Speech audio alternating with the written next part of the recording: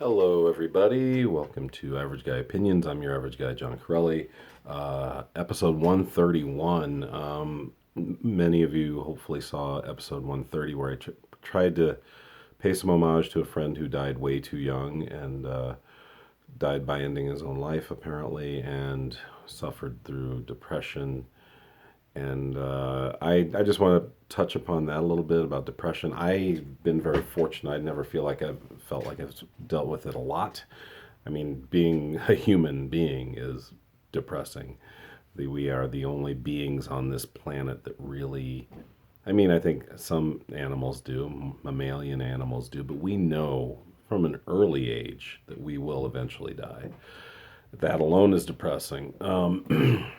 So, just tell you some about some of my experiences. I tend to gravitate towards people who are depressed. I think it's a trait I learned from my mother. My stepdad has suffered through a lot of depressive qualities in his entire life. I had to watch him deal with alcohol to try to cure that or satiate that depression when I was young. I think my father is depressed. My biological father. I mean, he has told me recently that he knows he wasn't loved by his mother. I mean, how are you not depressed if you know that? My half brother, who he's my brother. I mean, for all intents and purposes, he's 10 years younger than me, and my stepfather is his father. But he's dealt with it. He does, and he has dealt with addiction as well. I think most addiction is probably due to depression. I can't say that for sure, but I wouldn't be surprised. Um, I also I'm lucky that I'm in the world of comedy, local comedy in Denver, but comics have a higher rate of depression than most other hobbies or professions, depending on upon what level you are in this world. But those guys deal with it a lot. As I mentioned in the last video, Eric I know dealt with it, um, and often comedy can take you out of that depression. Or my cat needs out. Go. Um, but I don't know. I mean, my brother, I believe, has probably dealt more with it than most people. Like I said, I don't know if I have a rescuer complex. I think I take after my mother that way. And I know I've dealt with it too, but I haven't dealt with it as an overriding thematic part of your life. I've never had to deal with it on those levels. I mean, I've gotten upset about stuff and I definitely have issues. But my mother, I think, was kind of a rescuer herself. And I've never really seen her deal with depression, or at least if she is, maybe she's dealing with it differently than most people do. She's never been addicted to anything that I know of. She smoked for a while, but she never was really addicted to it. She easily dropped it after several years, just like my stepdad did. But anyway, um, how do we get better at helping people? I mean, I know that they have to reach out. I know that's a big part of it, and a lot of people that are dealing with those issues don't want to reach out. I don't know if they feel like they're being weak. I don't know if they feel like they're maybe not being real. I'm not sure why, and it's hard because let's be honest. Sometimes you don't want to deal with depressed people. They're not fun. When they're in their worst places, they're not fun at all. When they're in their best places, they're often fun. And sometimes when they're dealing with their shit, they're fun because they're dealing with it through an addiction like alcohol. And that makes them fun. And so I don't know where I'm going with this. I know that you just need to be as sensitive to it as you can and reach out when you can if you see anything. It's almost like terrorism. If you see something, say something. Um, my friend Pete, who lost his wife less than a month ago, dealing with it too, and he knows it. He knows he has that issue. He had a rough childhood.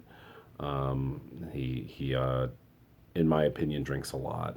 It's not a criticism, it's just an observation. I worry about that. And so does he. He's on top of it. He actually knows. He's like, I got to watch my drinking in this post. Um, what a, I mean, in this time mourning my wife's death, I got to really watch it. And he told me, you got to watch me too. You got to say something. So, like I say, if you see something, say something. Be a friend, be a good brother, father, son, whatever you have to do, talk to him, tell him you love him. That's really important. I cried with my son this morning after I was upset about Eric because I see a lot of parallels between my kid Logan and my brother Sean. They're very very similar. They're both artists, and like I said earlier, not only comics but artists in general. People that think outside the box are prone to depression. Creators often are. So that's all I told Logan was, if you have these feelings, you have to tell me. I can't fucking lose you. I can't bury you. He doesn't seem, he had issues with it when he was very young. Logan did.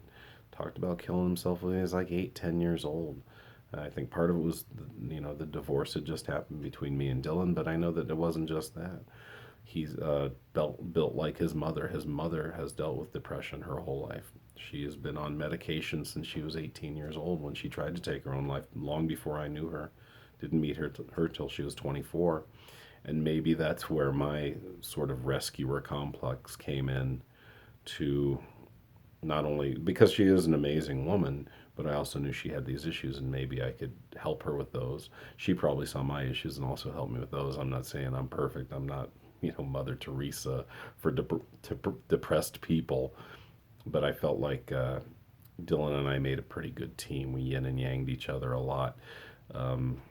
We have different ways of dealing with just getting ready for the next day. I like being around people generally. I do need more moments of alone time. I found as I've gotten older, but I like being around people. I like doing comedy. I like grabbing a mic and being in front of anywhere from a dozen to 100 people and trying to make them laugh.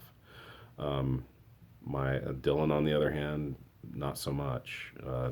She was fine. She wasn't agoraphobic or anything when we were coming up as a couple and building a family, raising a family. But she's definitely more of a needs more alone time than I do to recharge.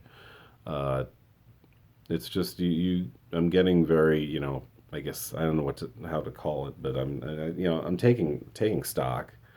I love taking. I always think of this when I think of taking stock of your life. Um, there's a funny line in one of my favorite movies called Grosse Point Blank, and I think I've quoted this before on this channel, where Minnie Driver she plays like a DJ in this tiny, suburb, Grosse Point, Michigan, or town or whatever it is. I think it's just a small town. Anyway, and she says, they're talking. Part of the premise of the movie is a guy who is an assassin. John Cusack plays an assassin, and he decides to go back to Grosse Point, where he hasn't been since he graduated high school, for his 10-year reunion. And Minnie Driver's on the radio, and she knows a lot of the people from her high school listen. And she says, a lot of you are coming back to take stock of your lives. My advice to you is leave your livestock alone. And I love that. I think that's just a funny play on words, and it can be a good way to look forward and not look back too much. But it is also important to know where you came from, know what you're about, and know what makes you tick, and know where your strengths and weaknesses are. Um, and I hope that all I can hope for Eric and anyone else that maybe is looking that way. It's hard. I woke up today. First thing Logan told me about was, oh, there's holy, just terrible things going on in Israel. That's the first thing he did. He got onto Twitter, and I'm like, dude, I'm not up for this. I took the day off because I was tired. It just happened to work out that I didn't go to work today, and all these things happen. It's weird how life works out sometimes, where you just run into the fact that somebody you liked and cared about a little bit and had good interactions with is now not with us anymore. And like I said in the last video, he left 3 kids behind. He left a beautiful woman behind, and all you can do is just be there for him. Tell him you love him. I think this pretty much reiterates what I said in the last video without being as personal. But if you see something, say something, do something. Just be the best friend, father, mother, what human being you can, and care for the people around you. And hopefully that spreads. All right. Thanks, you guys. I'll talk to you next time. Bye.